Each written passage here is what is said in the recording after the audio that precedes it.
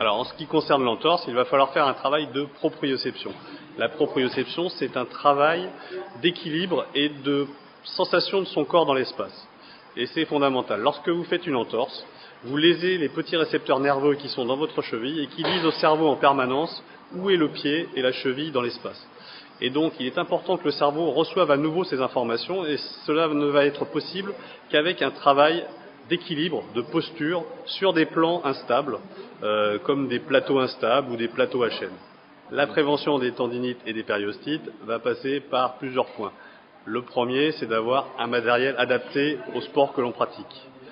Si vous avez une mauvaise chaussure, eh bien, il y aura un mauvais amortissement et il peut y avoir des contraintes sur les tendons. Ensuite, ça va passer par une hygiène de vie qui soit correcte. Une bonne hydratation en particulier va permettre à vos tendons de fonctionner de manière optimum. La troisième chose, c'est les variations d'entraînement. Si vous augmentez brutalement votre entraînement, eh bien, vous allez dépasser les capacités de récupération de vos tendons et à ce moment-là, vous allez créer une tendinite ou une périostite.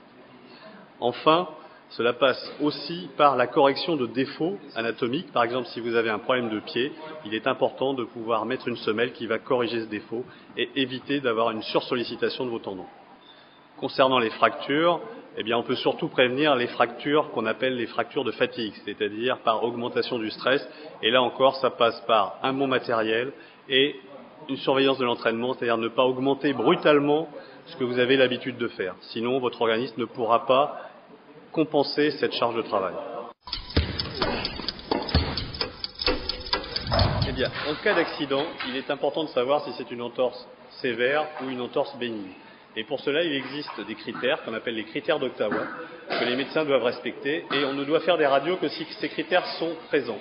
Donc ces 5 critères sont: le premier est palpation douloureuse des 5 derniers centimètres de la malléole interne, palpation douloureuse des 5 derniers centimètres de la malléole externe, palpation douloureuse de l'os naviculaire, qu'on appelle aussi le scaphoïde, ou du 5e métatarsien sur le bord externe du pied.